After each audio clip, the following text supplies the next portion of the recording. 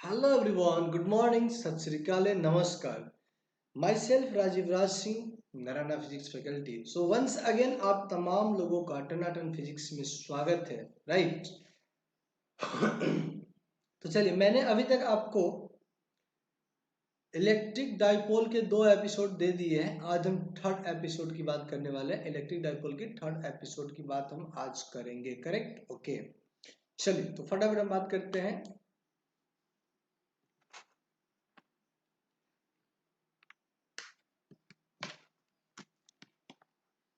Electric dipole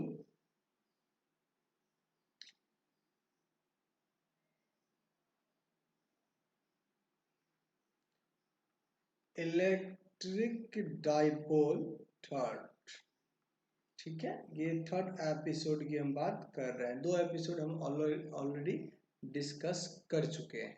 क्या आपको मालूम है ना? हाँ, ठीक. चलिए, सो इलेक्ट्रिक डाइपोल थर्ड, इसमें अब हमने प्रीवियसली 2 केसेस डिस्कस किए थे.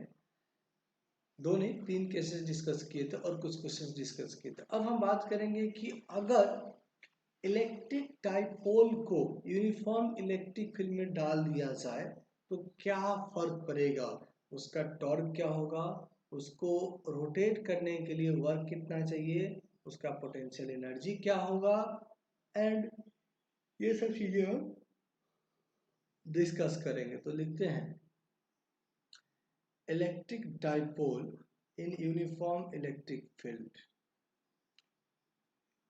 Electric dipole in uniform electric field. Electric dipole in uniform electric field, ये हम बात करने वाले. ध्यान से देखिएगा, ठीक है?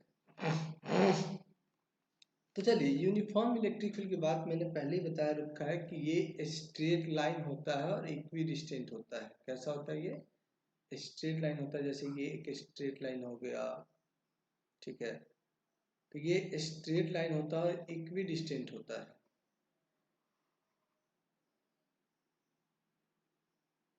ये 2 हो गए हैं. ऐसे बहुत सारे, मान लो कि इलेक्ट्रिक फील्ड ऑफ लाइंस है.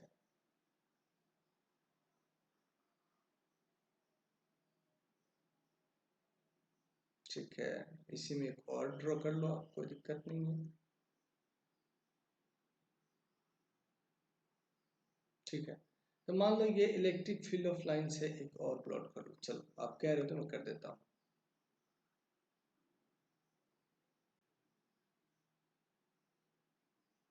एक मिनट, हटा दो इस सबको, नाटक बहुत हो रहा है इन लोगों का.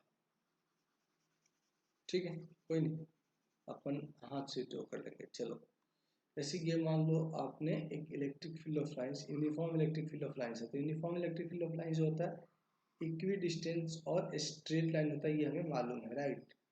तो मान लो ये आपका यूनिफॉर्म इलेक्ट्रिक फील्ड है और इस इलेक्ट्रिक फील्ड में हमने क्या किया. सो अब देखिए, हमने इलेक्ट्रिक डाइपोल को रख दिया किसी एंगल थीटा पे. हमने इलेक्ट्रिक डाइपोल को किसी एंगल थीटा पे रख दिया. ये एंगल मान लो ये इसका सेंट्रल लाइन है. This is it's central line and ये सेंट्रल लाइन का जो एंगल है वो थीटा है. तो अब समझिएगा, ये अगर प्लस क्यू है, ध्यान दीजिएगा, ये अगर प्लस क्यू है और ये अगर माइनस क्यू है, तो आपको मालूम है कि due to electric field plus charge पे फोर्स उसी डायरेक्शन में लगता है, वो कितना लगता है? Q E. और माइनस चार्ज पे फोर्स जो है उसके अपोजिट में लगता है, वो कितना लगता है? वो भी लगता है क्यू ई. तो अगर आप देखो ना, तो एफ नेट कितना हो जाएगा? नेट फोर्स जो होगा वो 0 हो जाएगा. तो जितना प्लस ई है उतना ही माइनस ई है, मतलब एफ ई है उतना ही माइनस क्यू ई है. तो ये नेट फोर्स 0 हो जाएगा. नेट फोर्स 0 है, इसका मतलब है कि dipole always will be in, dipole always, okay, will be in translational equilibrium, translational equilibrium. यानी कि डाइपोल यहां से इधर उधर मूव नहीं कर सकता. ध्यान दीजिए, dipole always will be in translational equilibrium. इसका मतलब है कि डाइपोल जो है यहाँ से इधर मूव नहीं कर सकता, इधर मूव नहीं कर सकता, ठीक है, ओके। अब हम बात करते हैं टॉर्क का। तो अब देखो ये इसका सेंट्रल लाइन है, अगर ये डिस्टेंस मैं मान लेता हूँ ए है, सेंटर से ये डिस्टेंस ए है और ये डिस्टेंस भी सेंटर से ए है। तो अब थोड़ा सा मैं आपको आगे इसका दूसरा मतलब एक दूसरा डायग्राम दिखाता हूँ। ये देखिएगा, ये एक डाइपोल है, ठीक है, कोई दिक्कत नहीं है। ये डाइपोल का सेंटर है, ओके, ये बात भी सही है सर। इधर फोर्स लगा F और वो लगा Q इंटू ई, इधर फोर्स लगा F और वो लगा Q इंटू ई। अब ये इसका सेंटर है और ये एंगल मैं मानता हूँ, यहाँ से देखें ये एंगल है थीटा और ये डिस्टेंस ए है, ये डिस्टेंस ए है।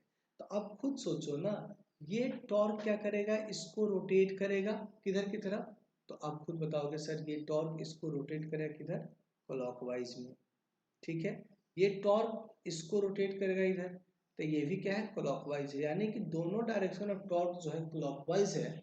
इसलिए टॉर्क नेट की अगर मैं बात करता हूँ, देखेंगे टाउ नेट की अगर मैं बात करता हूँ तो ये होता है tau 1 plus tau 2, tau 1 plus tau 2 दोनों को ऐड कर देंगे, ठीक है। अब टाउ 1 क्या लिख सकते हैं, फोर्स इनटू परपेंडिकुलर डिस्टेंस। तो फोर्स कितना है देखें, क्यू ई है और ये हो जाएगा परपेंडिकुलर डिस्टेंस। तो अगर आप इसके कंपोनेंट जोड़ते हो तो ये ए cos थीटा हो जाएगा और ये ए sin थीटा हो जाएगा। तो ये आ गया ए sin थीटा क्लॉकवाइज, ठीक है, और ये भी आ जाएगा उतना ही क्यू ई ए sin थीटा, और दोनों क्लॉकवाइज है इसलिए मैं डायरेक्टली ऐड कर रहा हूँ। तो हो गया 2QA, ठीक है, sin थीटा। अगर यहाँ पे थोड़ा सा मैं रीअरेंज करता हूँ तो इसको लिखता हूँ E into 2QA sin theta. अच्छा, अब ये मुझे बताए कोई कि डिस्टेंस कितना है, तो 2a, तो डाइपोल कितना होगा, P कितना होगा, तो P होगा लेंथ Q इंटू एल, दोनों के बीच की दूरी, तो Q इंटू 2a यानी 2QA। तो 2QA बेसिकली P है, 2QA क्या है, बेसिकली P है। तो जब ये P है तो यहाँ देखें, चलिए, तो यहाँ से अगर मैं आता हूँ तो टॉर्क नेट देखेंगे आप, टॉर्क नेट हो जाएगा, क्या हो जाएगा बताइए, टॉर्क नेट कितना होगा। तो टॉर्क नेट कितना हो गया, ये तो हो गया E और ये हो गया P और ये हो गया E sin थीटा। तो टॉर्क नेट का फॉर्मूला आपके पास आ गया, ध्यान से देखेंगे आप, PE sin थीटा क्या हो गया, PE sin थीटा, या इसी को हम लिख सकते हैं वेक्टर के टर्म्स में P क्रॉस E, क्या लिख सकते हैं, P क्रॉस E वेक्टर के टर्म्स में, P क्रॉस E। ये हो गया हमारा डाइपोल मोमेंट, ये स्केलर फॉर्म में हुआ, ध्यान दीजिएगा, this is the scalar form, this is the sorry यहाँ से this is the scalar form and this is the vector form. समझ रहे हैं मेरी बात को, कोई दिक्कत, मेरे ख्याल से कोई दिक्कत नहीं होना चाहिए, करेक्ट, ओके। सो ये एक नेट डाइपोल का फॉर्मूला हो गया, जब किसी डाइपोल को, सॉरी इन नेट टॉर्क का फॉर्मूला हो गया जब किसी डाइपोल को आप एक यूनिफॉर्म इलेक्ट्रिक फील्ड में डालते हो। थोड़ा और आगे बढ़े, बिल्कुल समझिएगा। अब हम बात करेंगे कि कब डाइपोल मैक्सिमम होगा, कब मिनिमम होगा और कब जीरो होगा, ठीक है। तो देखिए डाइपोल, अगर आप इस इक्वेशन को देखोगे P sin थीटा, तो यहाँ से पता चल जाएगा कि डाइपोल सिर्फ और सिर्फ, सॉरी, टॉर्क, टॉर्क का जो फॉर्मूला देखोगे P sin थीटा, तो यहाँ से क्लियर कट पता चल जाएगा कि टॉर्क सिर्फ डाइपोल और इलेक्ट्रिक फील्ड पे नहीं डिपेंड करके उन दोनों के बीच के ओरिएंटेशन पे भी डिपेंड करता है। तो वही पॉइंट्स यहाँ लिखने वाले हैं, पॉइंट नंबर 1। एक मिनट, कोई और कलर, कलर ही कलर होना चाहिए ना, कलर नहीं है, देखते हैं, एक मिनट के।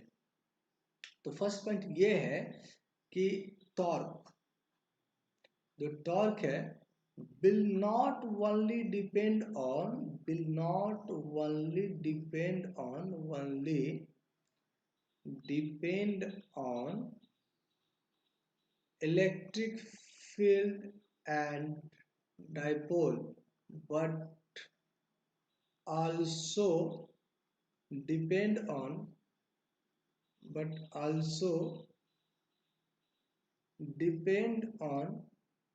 angle between them,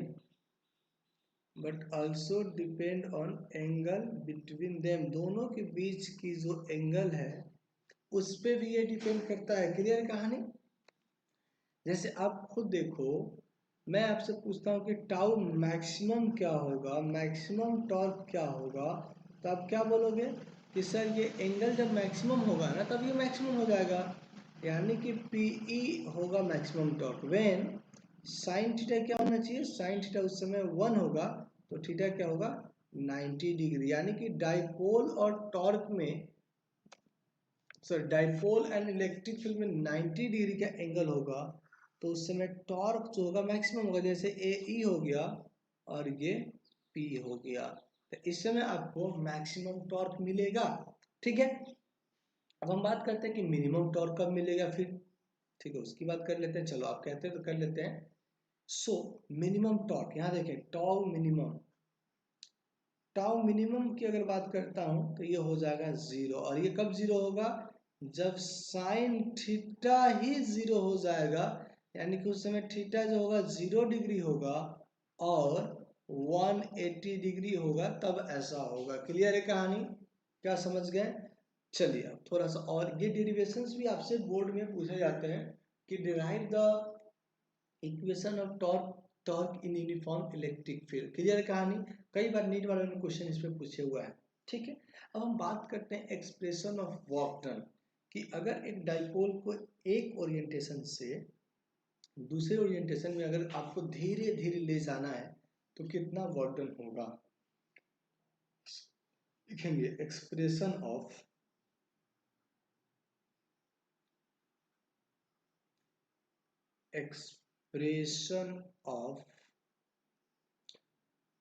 work done to rotate a dipole,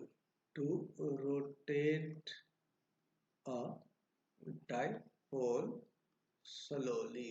ठीक है, स्लोली का मतलब मैं बच्चों को पहले ही बता चुका हूं कि स्लोली का मतलब है कि इतना फोर्स लगाओगे कि नेट फोर्स 0 होना चाहिए।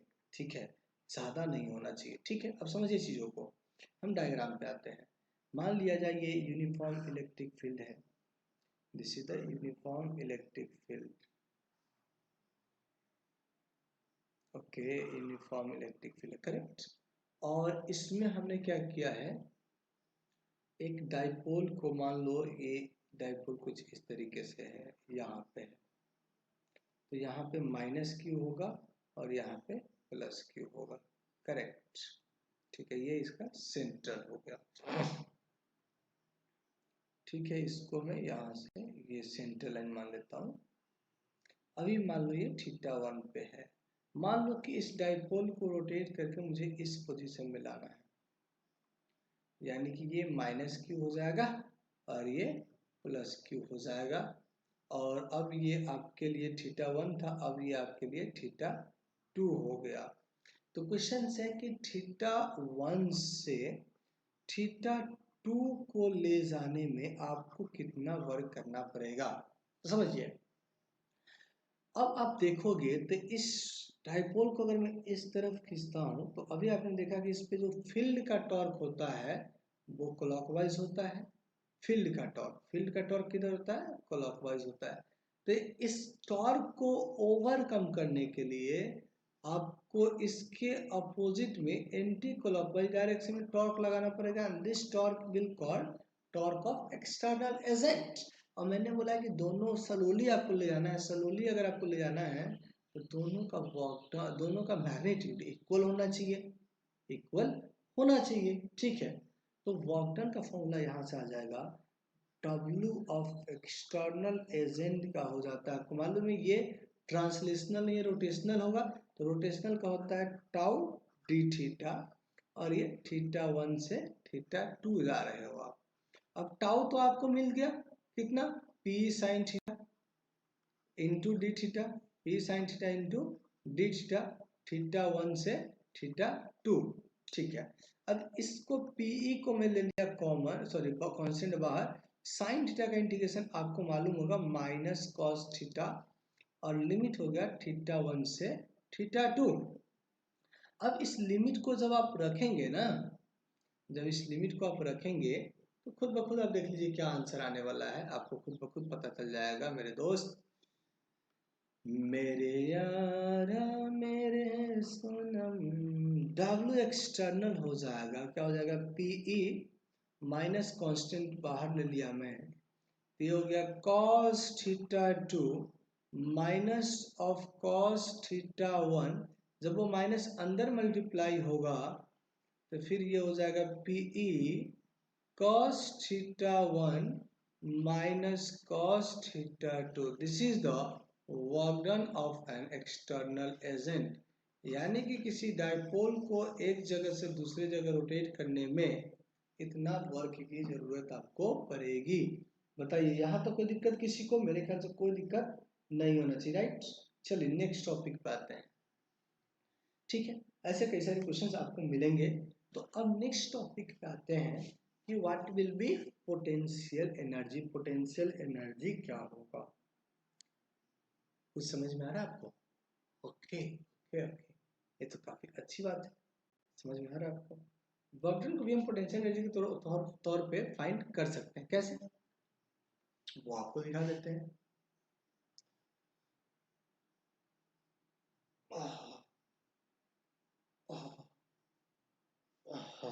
चलिए आगे बढ़े, बिल्कुल। So calculation of potential energy, इस टॉपिक लिखोगे कैलकुलेशन ऑफ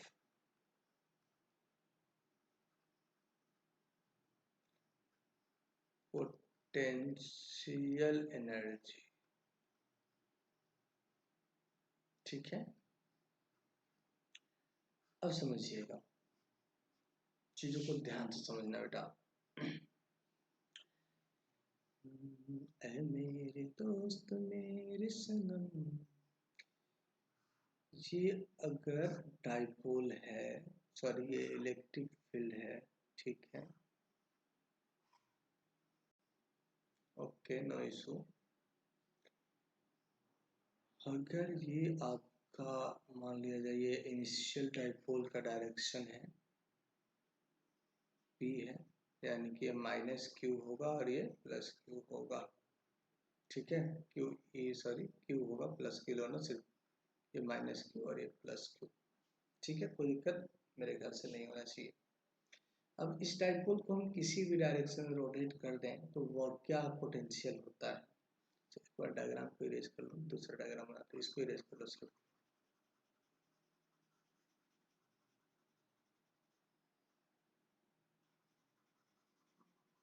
ठीक है, अभी बनाते हैं।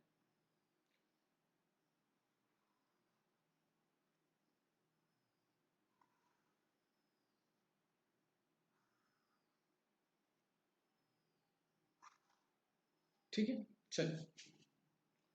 तो पोटेंशियल एनर्जी का कई सारे डेफिनेशन है। जैसे मैं आपको बुक वाला डेफिनेशन बताऊं तो बुक वाला डेफिनेशन में ये बोला है कि पार्टिकल को या सॉरी डाइपोल को 90 डिग्री से किसी और डिग्री में ले जाने में जितना वर्क होगा, वही जो है, मैं दो मेथड से बता देता हूँ। फर्स्ट मेथड में लिख देता हूँ। देखिए, सबसे पहले हम बात करते हैं पोटेंशियल एनर्जी की। तो पोटेंशियल एनर्जी इक्वल टू क्या होता है, work done of external agent. मैं ये बात पहले भी लिखा चुका हूँ। Potential energy means work done of external agent. अब यहाँ पे मैं आपको लिखाता हूँ कि डेफिनेशन क्या है पोटेंशियल एनर्जी का। इट इज दो डेफिनेशन में बताऊंगा, एक आपके जो बुक्स में दिए हुए हैं वो बताऊंगा, एंड सेकेंड आपको एक मैथमेटिकल प्रोसेस या एक एनालिटिकल प्रोसेस के थ्रू मैं आपको बताऊंगा। क्लियर है कहानी? तो बस आप देखते रहिए, जाइए कहीं भी मत, बस मेरे साथ आप बने रहिए, right.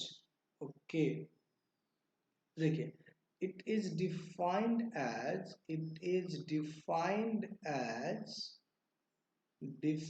as work done of an work done of an external agent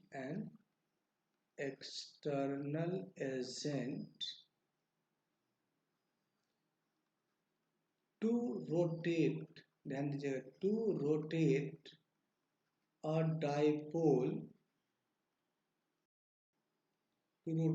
dipole from 90 degree to any other direction, 90 degree से किसी और एनी अदर डायरेक्शन, किसी और डायरेक्शन में जितना ले जाने में आपको वर्क होगा, उसी वर्क को बोलते हैं दोस्त पोटेंशियल एनर्जी। यानी कि यहाँ पे तय है कि इनिशियली डाइपोल ऐसा होगा,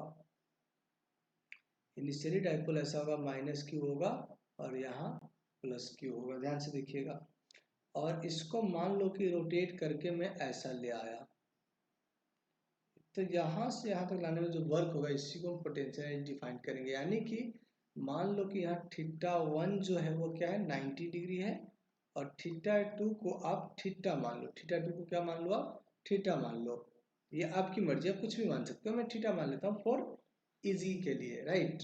दो मेथड में बताऊंगा, दोनों में से जो आपको अच्छा लगे वो आप यूज कर लेना, मुझे उसमें कोई ऐतराज वाली बात नहीं है। तो देखिए ठीक है, तो अगर θ1 90 और θ2 0 है तो potential energy is equal to, अभी हमने देखा U is equal to work done of external agent, और work done of external agent अभी मैंने बताया था PE cos θ1 minus cos θ2, cos θ1 minus cos θ2 हो जाएगा। ठीक है, तो ये कितना हो जाएगा जल्दी बताओ, फटाफट बताओ। तो ये PE और cos थीटा हो जाएगा cos θ1, तो ये तो हो गया 90 माइनस cos θ2 हो गया थीटा, तो ये हो जाएगा माइनस PE cos थीटा।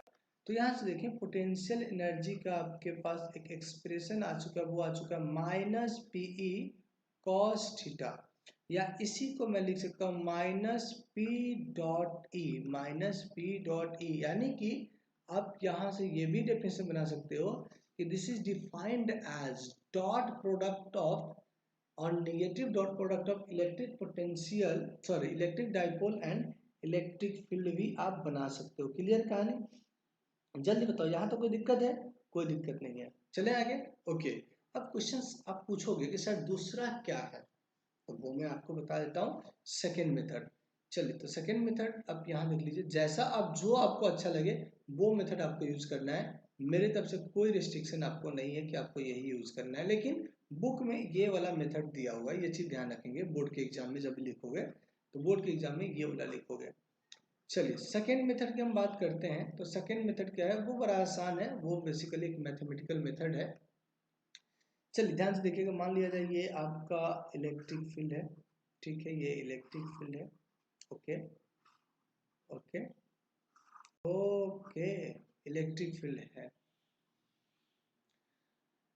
अब यहाँ पे हमने डाइपोल को ऐसे लगा रखा है, ठीक है, ये है माइनस क्यू और ये है प्लस क्यू। अच्छा, पोटेंशियल एनर्जी को हम इंटरेक्शन एनर्जी के नाम से भी जानते हैं। चलिए मैं मान लेता हूं कि ये जो डिस्टेंस है डाइपोल का, उसको d मान लिया, दोनों डिस्टेंस, ठीक है। तो अब मुझे बताइए इलेक्ट्रिक फील्ड कहाँ से कहाँ एग्जिस्ट करता है, हायर से लोअर पोटेंशियल, यानी कि यहाँ का पोटेंशियल जो होगा इस वाले पॉइंट का वो हायर होगा as compared to this point. इस पॉइंट को मैं V1 मान लेता हूँ, इसको V2 मान लेता हूँ। अब देखें, आपको मालूम है कि पोटेंशियल जब कभी फाइंड करोगे तो ये तो इक्वी पोटेंशियल है क्योंकि ये इलेक्ट्रिक फील्ड के परपेंडिकुलर है, और ये भी क्या है, इक्वी पोटेंशियल है। तो फाइनली मुझे इन दोनों के पोटेंशियल डिफरेंस का मतलब इस दोनों पॉइंट्स के बीच का पोटेंशियल डिफरेंस, अगर ये थीटा है ये डी है, तो ये कितना होगा, d cos थीटा होगा, ठीक है। यही होगा साहब, d cos थीटा होगा। अब समझिए चीजों को, मैं इसको फिर थोड़ा ऊपर ले जाता हूं। तो अगर आप यहां से v1 माइनस v2 लिखते हो, क्योंकि हायर से लोअर आपको जाना है, ठीक है, तो मैं यहां से लिख देता हूं V1 माइनस V2 लिखोगे तो V1 माइनस V2 हो जाएगा E into D, but D की जगह ये D cos थीटा, सॉरी ये D cos थीटा हो जाएगा। सो D cos थीटा ये हमारा हो गया D cos थीटा। अब हम बात करते हैं पोटेंशियल एनर्जी की। अगर बात करना चाहते हैं तो आप इसको क्या करो, अब देखो बेसिकली यहाँ का पोटेंशियल एनर्जी निगेटिव आएगा, क्योंकि यहाँ का चार्ज जो है माइनस है। अगर आप देखोगे ना तो यहाँ का चार्ज क्या है, माइनस है। अरे बोलो यार, है नहीं है? तुम फिर नहीं बोल रहे यार, ऐसे कैसे काम चलेगा यार, बताना तो पड़ता है ना भाई। ठीक है, यही मैं बता रहा हूँ। चलिए, अगर आपको पोटेंशियल डिफरेंस फाइंड करना है, नहीं समझ पा रहे तो ये देखो मैं लिखाया हूँ कहीं ना कहीं कि U इज इक्वल टू होता है Q इंटू डेल्टा V। ये डेल्टा U पोटेंशियल डिफरेंस या पोटेंशियल एनर्जी, क्योंकि पोटेंशियल डिफरेंस ही फाइंड कर पाओगे, पोटेंशियल एनर्जी आप नहीं फाइंड कर पाओगे। क्यों? क्योंकि पोटेंशियल जो है रिलेटिव टर्म होता है। तो जब कभी भी हम बात करते हैं डिफरेंस की बात करते हैं, या तो हम इन्फिनिटी के टर्म्स में बात करते हैं या ऑरिजिन के टर्म्स में बात करते हैं। तो यहाँ भी डेल्टा U निकालने के लिए मुझे लगाना पड़ेगा Q टाइम्स डेल्टा V, और इसको लिख सकता हूँ Q टाइम्स डेल्टा V को क्या लिख सकता हूँ, V2 माइनस V1। तो V2 माइनस V1 अगर लूंगा तो निगेटिव आ जाएगा, तो ये हो जाएगा Q into minus E D cos theta. यहाँ देखो तो ये क्या हो गया, जल्दी बताओ, ये हो गया minus E into Q D into cos theta. और अभी देखो ये दो चार्ज के बीच के डिस्टेंस क्या, डी है, तो ये पी हो गया, तो ये हो जाएगा minus E P cos theta. बस सेम रिजल्ट आ रहा है जो अभी आपने फाइंड किया था। यस सर नो बोलो यार। टना टन टना टन टन टन टन टन टन टन टन टन। सी सो देखो पोटेंशियल एनर्जी या डेल्टा यू आपका आ रहा है फिर से माइनस पीई कॉस थीटा, और इसी को हम लिख सकते हैं माइनस पी डॉट ई। तो ये हो गया हमारा पोटेंशियल एनर्जी का फॉर्मूला। ठीक है, और कोई दिक्कत? यहाँ तक एक बार जल्दी बता दो, कोई दिक्कत है तो। वर्किंग की कहानी समझ चुके हो? ठीक है, और कोई दिक्कत तो नहीं है? चलिए हम बात करते हैं electric force in non uniform electric field. अरे तुम समझ नहीं रहे इलेक्ट्रिक फील्ड। हाँ, इसमें दो चीजें और देखना है नोट करके, वही मैं देख रहा था कि अभी क्या क्या आपको पढ़ाना है यहाँ पे। ठीक है, तो जैसे आप नोट करके देखोगे, तो जैसे आपको पढ़ाना है, फर्स्ट है, अच्छा यू मैक्सिमम क्या होगा, यू मैक्सिमम बताओ, यू मैक्सिमम क्या होगा। तो यू मैक्सिमम, यहाँ पहले यू की वैल्यू लिखा मैंने पीई कॉस 1 थीटा। अगर मान लो theta is equal to 180 degree है तो कॉस कितना होगा, तो कॉस थीटा होगा -1, और उस समय पोटेंशियल जो होगा पीई होगा, and this is the maximum potential. यही क्या है, मैक्सिमम पोटेंशियल है। इस केस में electric field and electric dipole एक दूसरे के अपोजिट डायरेक्शन में होते हैं। Electric field and electric dipole एक दूसरे के अपोजिट डायरेक्शन में होते हैं। समझ रहे मेरी बात को? यस। सो यहाँ पे पोटेंशियल एनर्जी क्या मैक्सिमम है, इसीलिए इसको बोलते हैं अनस्टेबल केस। क्या बोलते हैं? Unstable state. अनस्टेबल स्टेट कई बार क्वेश्चन पूछा जाता है कि what is the orientation of unstable state, तो कहोगे 180 डिग्री। कई बार क्वेश्चन ये पूछा जाएगा कि स्टेबल से अनस्टेबल जाने में कितना वर्क करना होगा, या अनस्टेबल से स्टेबल जाने में कितना वर्क करना होगा। ठीक है, इसी में सेकेंड पार्ट आप देखिए, अगर if theta is equal to 0 degree हो तो यूज होगा वो कितना होगा, माइनस पीई होगा। यहाँ देखें, अगर if theta is equal to 90 degree होगा तो कितना होगा, यू हो जाएगा 0। यू कितना हो जाएगा, 0। ये न्यूट्रल कंडीशन है। तो देखिए माइनस पीई, अब ये मिनिमम पोटेंशियल है, this is the minimum potential, minus PE this is the minimum potential. Clear है कहानी? ओके। सो सब भी कोई पोटेंशियल सिस्टम का मिनिमम होता है, केमिस्ट्री वाले सर आपको बताएंगे। तो जब कभी भी, या मैं भी फिजिक्स में पढ़ाऊंगा आपको क्लास 11th में, ठीक है, तो जब कभी भी किसी सिस्टम का पोटेंशियल मिनिमम होता है, कहते हैं क्यों, स्टेबल कंडीशन में है। क्या है? स्टेबल कंडीशन में है। तो आप ध्यान रखें कि stable condition and unstable condition क्या होता है। कोई दिक्कत हो तो पूछ लीजिएगा, जरूर पूछिएगा सर। ठीक है, ओके, अब आपसे कई सारे क्वेश्चंस होंगे। जैसे मैं देखता हूँ कोई क्वेश्चंस अगर आपके योग्य हो तो मैं आपको करा दूँ, नहीं हो तो फिर जैसे शेयर हम करवा दूंगा आपका। बताओ यार, जल्दी बताओ। अच्छा, ये ऑसिलेशंस वाला हमने पढ़ा नहीं, ठीक है, ऑसिलेशंस का करा देता हूँ मैं आपको।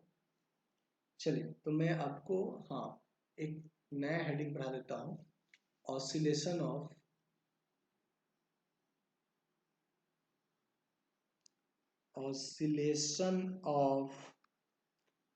Electric dipole electric dipole in uniform electric field. समझ जाओगे? ठीक है, इसको सीधा लिख दो ना, यूनिफॉर्म इलेक्ट्रिक फील्ड। ठीक है, तो अब आपसे मैं बात करने जा रहा हूँ कि oscillation of electric field in uniform electric field. ठीक है, चलिए कोई नहीं, आगे बढ़ते हैं। तो तुझको चाहे हम वक्त वक्त सनम। हाँ देखिए, ठीक है, अब समझना चीज़ों को बड़े प्यार से समझना, क्योंकि ये, हाँ, ऐसे क्वेश्चंस जेई मेन और एडवांस में आते हैं। ये हमारा यूनिफॉर्म इलेक्ट्रिक फील्ड है। ठीक है, ये हमारा यूनिफॉर्म इलेक्ट्रिक फील्ड है। ठीक है, ये हमारा यूनिफॉर्म इलेक्ट्रिक फील्ड है। ठीक है, मान लो कि इसमें डाइपोल इस तरह से रखा हुआ है, यहाँ से इस डायरेक्शन में डाइपोल रखा होता है, यानी कि माइनस क्यू हो गया और ये प्लस क्यू हो गया। ओके, ये हमारा सेंट्रल पॉइंट हो गया। चलिए, इस डाइपोल को अगर मैं थोड़ा सा डिस्प्लेस करके छोड़ देता हूँ, ध्यान दीजिएगा, इस डाइपोल को मैं थोड़ा सा डिस्प्लेस करके छोड़ देता हूँ। ठीक है, जैसे ये हो गया प्लस क्यू यहाँ आ गया और माइनस क्यू यहाँ आ गया, ये एंगल मान लो थीटा है।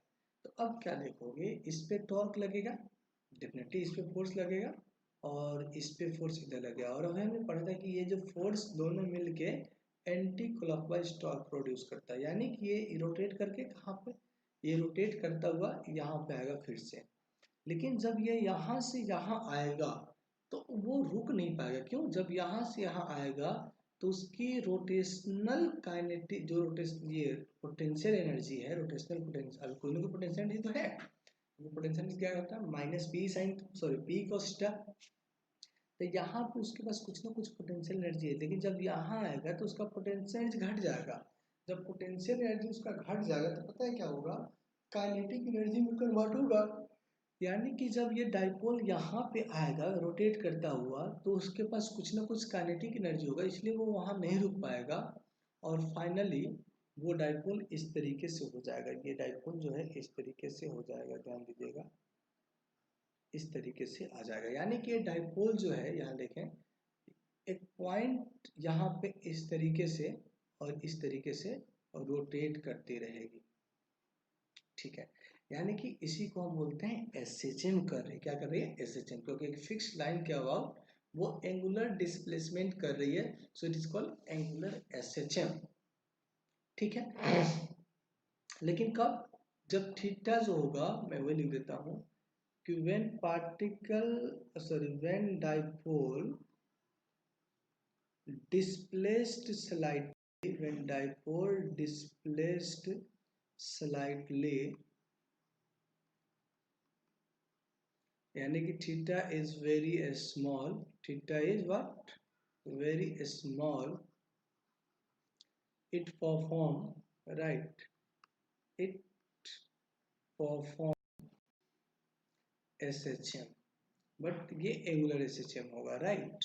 ठीक है, तो जब एंगुलर SHM होता है तो रीस्टोरिंग टॉर्क लगता है, तो यहाँ पे रीस्टोरिंग टॉर्क हो जाएगा माइनस PE साइन थीटा, और टॉर्क का फॉर्मूला होता है आई इंटू अल्फा। अब समझना, क्योंकि जब थीटा वेरी वेरी स्मॉल है तो साइन थीटा को हम थीटा लिख सकते हैं, तो ये हो जाएगा अल्फा इजकल टू हो जाएगा minus PE by I into theta, और अल्फा का फॉर्मूला होता है ओमेगा स्क्वायर, ठीक है, into theta is equal to, या minus omega square into theta is equal to आ गया minus PE by I into theta. अब थीटा थीटा कंपेयर कर लो, इसको ओमेगा से कंपेयर कर लो, तो यहाँ से देखो ओमेगा स्क्वायर आ जाएगा, क्या आ जाएगा, पी ई आई, सो ओमेगा हो जाएगा under root P E by I, this is the omega, ठीक है, this is the omega. So अब टाइम पीरियड जो होता है वो होता है 2 पाई बाई ओमेगा, तो ये हो जाएगा 2 pi under root I by P E होता है। जब टाइम पीरियड आ गया है तो फ्रीक्वेंसी फाइंड कर लो भाई, फ्रीक्वेंसी होता है n is equal to 1/f, तो ये हो जाएगा 1/2 pi under root P E by I, this is the frequency. Clear कहानी? तो इस तरीके से आपका complete dipole in uniform electric field finish हुआ। अब आपका बचता है dipole in non uniform electric field, तो वो मैं बात करते हैं, चले आगे, ठीक है, वो देखते रहिए, बने रहिए आप टनाटन फिजिक्स में। ओके सर, कोई दिक्कत नहीं होनी चाहिए। Okay, correct. सो हम बात करते हैं electric dipole, electric dipole in non uniform electric field, non uniform electric field. अगर नॉन यूनिफॉर्म इलेक्ट्रिक फील्ड में हम इलेक्ट्रिक डाइपोल की बात करेंगे तो क्या करेंगे, बने रहियो हमार पियबा है, तो बने रहियो बने रहियो बने रहियो टनाटन फिजिक्स में। टनाटन फिजिक्स में आप तमाम लोगों का जोरदार जबरदस्त स्वागत है। देखिए, अब मान लिया जाए ये नॉन यूनिफॉर्म इलेक्ट्रिक फील्ड है, ऐसा मैं दिखा तो नहीं सकता यहाँ पे, स्ट्रेट लाइन मान के चल रहा हूँ, लेकिन मान लो कि नॉन यूनिफॉर्म है। नॉन यूनिफॉर्म क्या है, नॉन यूनिफॉर्म है रे रामू रे, क्या, तो क्या ये डाइपोल हमारा कुछ इस तरीके से होगा, मान लो यस ऐसा कुछ होगा, ठीक है, ये सेंट्रल पॉइंट होगा, यस होगा सर, इसमें कोई दिक्कत वाली बात है, कोई दिक्कत वाली बात नहीं है। ये प्लस क्यू है और ये माइनस क्यू है, यस। मुझे बताओ यहाँ का जो इलेक्ट्रिक फील्ड होगा और यहाँ का जो इलेक्ट्रिक फील्ड होगा, क्या दोनों सेम होगा, तो जवाब होगा बिल्कुल नहीं, कदाची नहीं। क्यों? क्योंकि दोनों non uniform, sorry, non uniform electric field है, राइट। इसलिए इस पे जो फोर्स लगेगा वो लगेगा Q इंटू E1, और रामू इस पे जो फोर्स लगेगा वो लगेगा Q इंटू E2। अब दोनों फोर्स क्या सेम डायरेक्शन में, तो जवाब होगा कदाची नहीं, कभी नहीं। तो क्या एफ नेट जो होगा वो ये होगा क्या, QE2 माइनस QE1, क्या क्या क्या क्या बोले सर, Q कॉमन, तो ये हो गया है E2 minus E1, E2 minus E1। अब समझना बेटा, ध्यान से समझना, डाइपोल का जो लेंथ होता है ना, ये वेरी वेरी स्मॉल होता है। अरे डाइपोल का जो लेंथ होता है क्या होता है, वेरी वेरी स्मॉल होता है, यानी इसका मतलब ये है कि इलेक्ट्रिक फील्ड में जो चेंज होगा वो भी वेरी वेरी स्मॉल होगा, इसलिए मैं इसको लिख दिया Q इंटू डी ई। कोई दिक्कत? इसको क्या लिख दिया मैंने इसको लिख दिया Q इंटू डी ई। जल्दी बोलो यार, ऐसे काम कैसे चलेगा, जल्दी बताओ, तुम जरा सा भी समझते भी नहीं हो, बोलते भी नहीं हो, बिल्कुल गुंगे टाइप के बैठे रहते हो, ठीक है। तो ये क्या हो गया, Q इंटू डी ई हो गया। चलिए, तो अब थोड़ा सा मैं आगे आपको लेके चलता हूँ, चलो क्या, ठीक है। अब समझिए, आपसे जो मैं ये बात कर रहा हूँ कि कहाँ का इलेक्ट्रिक फील्ड ज्यादा होगा, कौन बताएगा, मुझे बताओ कौन सा इलेक्ट्रिक फील्ड ज्यादा होगा, जल्दी बताओ, इलेक्ट्रिक फील्ड कौन सा ज्यादा होगा, E1 ज्यादा होगा या E2 ज्यादा होगा। अरे तो इलेक्ट्रिक फील्ड तो हमेशा हायर से लोअर पे एग्जिस्ट करता है ना साहब, हमेशा हायर से लोअर पे एग्जिस्ट करता है, यानी कि मैं E2 माइनस E1 को अगर लिखूंगा तो ये हमारा हायर हो जाएगा, E1 हमारा क्या हो जाएगा, हायर हो जाएगा, और E2 हमारा लोअर हो जाएगा, यही होगा। तो इसलिए ये क्या हो जाएगा देखो, तो इसलिए मैं E2 माइनस E1 को निगेटिव लिखूंगा और E2 माइनस E1 को माइनस डी लिखूंगा, तो ये बेसिकली माइनस डी ई हो गया, ध्यान से देखिएगा, ठीक है। चलिए आगे बढ़ते हैं, फटाफट फटाफट टना टना टना टना टन बढ़ते चलो, बढ़ाए चलो कदम अपने, है। सो एफ नेट का जो फॉर्मूला आएगा वो आएगा, देखना Q into minus D E आ रहा है, अच्छा एक बात बताओ, यहाँ पे डाइपोल जो हमने माना है उसका कुछ तो लेंथ होगा। अरे बाबा ये कुछ तो लेंथ होगा, तो लेंथ भी तो छोटा सा होगा। मैंने बोला कि डाइपोल का लेंथ भी छोटा सा होता है, तो मैं क्या कर रहा हूँ, छोटे से लेंथ से मल्टीप्लाई कर रहा हूँ, छोटे से लेंथ से डिवाइड कर रहा हूँ। तो Q into D R minus D E by D are हो जाएगा। तो ये तो हो गया डाइपोल, तो क्या हो गया, minus P D E by D are. तो ये होता है एफ नेट का नॉन यूनिफॉर्म इलेक्ट्रिक फील्ड में। नॉन यूनिफॉर्म इलेक्ट्रिक फील्ड में ये एफ नेट का फॉर्मूला होता है minus D by D are. समझ गए, कोई दिक्कत नहीं है। ठीक है, अब मैं थोड़ा सा आगे बढ़ता हूँ, आपको ले चलता हूँ कि दो डाइपोल के बीच में फोर्स क्या होगा। ठीक है, ये कई बार आपसे पूछा जा सकता है। बारिश हो रहा है, मतलब क्या कहते हैं, मौसम बहुत ही मस्त है, बेईमान मौसम है, right. Force between two dipole, यहाँ देखिएगा, फोर्स बिटवीन टू डाइपोल्स। अब समझिएगा, फोर्स बिटवीन टू डाइपोल्स, मान लिया जाए, ये ठान लिया जाए, इसके सनम, अरे बैटरी लो हो गया, जल्दी जल्दी जल्दी। ये देखो एक डाइपोल मान लो P1 है, और यहाँ से दूसरा डाइपोल P2 है, और इन दोनों की सेंटर की डिस्टेंस जो है वो D है, या आप मान लो R है।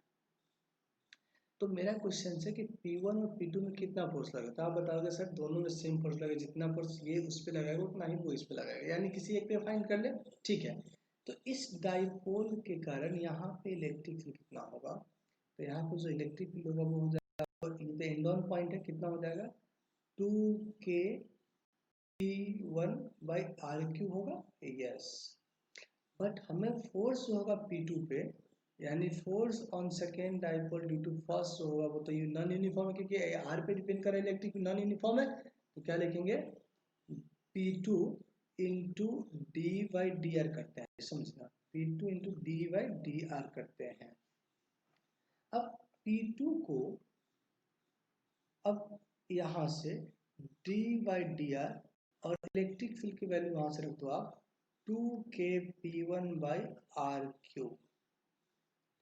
तो यहाँ से अगर सोल्व करोगे तो क्या आ जाएगा, देखना 2k P1 P2 बाहर, और 1 बाई आर क्यूब का डिफ्रेंसिएशन हो जाएगा r की पावर 6 माइनस 3r स्क्वायर, यही होता है 3r स्क्वायर। क्या मेरे ख्याल से यही है, चेक कर लो, एक बार चेक कर लो, या कुछ मिस्टेक कर रहे हो, जल्दी बताओ। कोई मिस्टेक नहीं हो रही, तो इसको डिफ्रेंशिएट करोगे तो इसका होल स्क्वायर हो जाएगा, ये ऊपर जाएगा, तो -1 इंटू इसका डिफ्रेंशिएशन हो जाएगा एज इट इज। तो यहाँ से फोर्स हो गया minus 6k P1 P2 by R की power 4। So this is a force on second due to first, और ड्यू टू फर्स्ट सेकेंड, ये force on second due to first है, first पे भी सेकेंड के कारण इतना ही आएगा। ये माइनस साइन बता रहा है कि जो फोर्स है वो एट्रैक्टिव है, सिंपल सी बात है। आप देखो ना, यहाँ पे क्या होगा, प्लस होगा, यहाँ पे क्या होगा, माइनस होगा, और यहाँ क्या होगा, माइनस होगा, और यहाँ क्या होगा, प्लस होगा। तो इस माइनस का रिपल्सन इन दोनों के अट्रैक्शन से कम होगा, इन दोनों का रिपल्सन भी इन दोनों के अट्रैक्शन से कम होगा, यानी कि अट्रैक्टिव फोर्स ज्यादा है। इसी केस में दूसरा भी केस ले सकते हो आप, कि अगर ये परपेंडिकुलर हो तब क्या होगा, लेकिन मैं जल्दी हटा देता हूँ वरना बैटरी स्विच ऑफ हो जाएगा। अरे चार्जर है क्या, 1 मिनट लगा भी देते हैं। चलिए एक बार पहले सोल्व कर देते हैं, केस टू चलता क्यों नहीं है ये केस 2। अगर दोनों एक डाइपोल ये है P1, और यहाँ से R डिस्टेंस पे एक डाइपोल है P2, तो ये इसके लिए तो परपेंडिकुलर पॉइंट हो गया। तो यहाँ पे जो इलेक्ट्रिक फील्ड होगा वो हो जाएगा KP भाई। अच्छा, इलेक्ट्रिक फील्ड जो भी होगा, मैग्नीट्यूड की बात कर लेते हैं, वो कितना हो जाएगा। अच्छा, इसको थोड़ा सा सोच भी सकते हो आप कि ये डाइपोल इस डायरेक्शन में है, तो ये हो जाएगा -q, और ये हो जाएगा +q। तो ये यहाँ पे +q होगा और ये -q होगा, तो ये इसको इधर अट्रैक्ट करेगा और ये इसको इधर रिपेल करेगा, तो अपन बता देंगे कि फोर्स कितना लगेगा। मैं बता देता हूँ। चलिए, Kp बाई आर क्यू होता है इलेक्ट्रिक फील्ड, क्या होता है Kp by R Q. So force की अगर हम बात करते हैं तो फोर्स इज इक्वल टू हो जाएगा P2, इसको P1 कर लो, into D by D R, D by D R. So ये हो जाएगा K P1 P2 और 1 बाई आर क्यूब का डिफ्रेंसिएशन हो जाएगा फिर से वही -3r² बाई आर की पावर 6, तो हो जाएगा -3 K P1 P2 by R की पावर 4 हो जाएगा। अभी इसको थोड़ा सा आप फील करो कि इस पे फोर्स कैसा लग रहा होगा। ये जैसे प्लस होगा और ये माइनस होगा, क्योंकि ये P1 है, इस डायरेक्शन में क्या है P1 है, तो P1 जो होता है प्लस से माइनस होता है। यहाँ r डिस्टेंस पे एक डाइपोल है, तो ये इस डाइपोल का निगेटिव होगा और ये इस डाइपोल का प्लस होगा, ध्यान से समझिएगा। तो क्या इस निगेटिव वाले को ये इधर अट्रैक्ट करेगा? बिल्कुल करेगा, और ये इसको इधर रिपेल कर देगा, ठीक है, बिल्कुल कर देगा। फिर ये इसको इधर रिपेल करेगा और ये इसको इधर अट्रैक्ट करेगा। तो अगर आप कंपोनेंट तोड़ते हो तो इसका कंपोनेंट इसका इधर आएगा, फिर इधर आएगा, ठीक है। तो फाइनली आप देखोगे तो आउट डायरेक्शन में देखो ना, इसका कंपोनेंट अगर तोड़ोगे तो एक इधर आएगा, एक नीचे आएगा, इसका भी एक इधर आएगा, एक नीचे आएगा, ठीक है। इसका भी तोड़ोगे, ये भी फोर्स है, एक इधर आएगा, ऊपर आएगा, इसका भी तोड़ोगे इधर, एक ऊपर आएगा।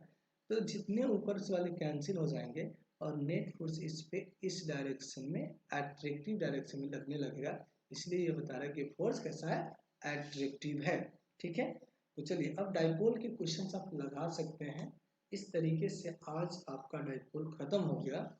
तो मैं फिलहाल आप लोगों से इजाजत मांगता हूँ, ठीक है। टनाटन फिजिक्स की तरफ से मैं आप लोगों से इजाजत मांगता हूँ। जय हिंद, जय भारत। मैं अब आपको नेक्स्ट टॉपिक में मिलूंगा इलेक्ट्रिक फ्लक्स को लेकर, राइट। चलिए, बहुत बहुत धन्यवाद आप लोगों का।